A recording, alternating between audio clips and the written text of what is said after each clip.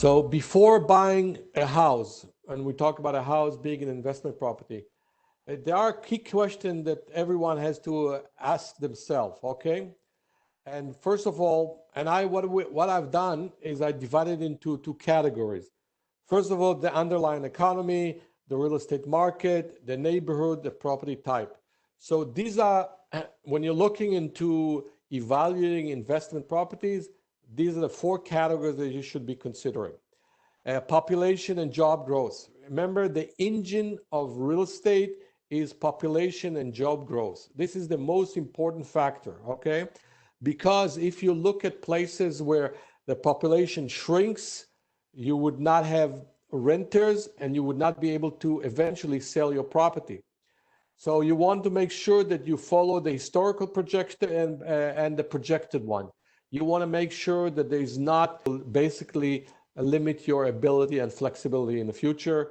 And obviously, what are the major industries? Because the major industry, we basically only tell you what is the future appreciation. Is it, for instance, is it mostly blue collar workers industries, or is it more sophisticated technology industries, which typically pays more? Okay. We want to look at the real estate market, long-term and mid-term trends. What are the trends in terms of occupancy, construction, appreciation, vacancies, and so on? Price and affordability. If you want, basically, if the price is too low, okay, if home prices are too low, so everyone can afford buying, then basically, who will be your renters? Okay. If prices are too high, who will be your buyers? So you want to make sure that you are basically looking at those numbers and make sure there is a balance.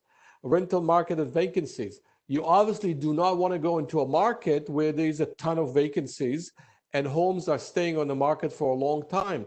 It basically implies that you're going to have a very difficult time finding a tenant. Location of a property, demographics, schools, ownership, rents, and so on. You want to make sure that the location is such that it's close to major arteries, that there's not too much commute for people, that it's not too far from employment center. Demographic and schools. You want to make sure a lot of people are sensitive to schools and what kind of rating those schools here. What are the demographics of those neighborhoods? We do not want to invest in areas where the renters ratio is too high, because first of all, you're going to have competition.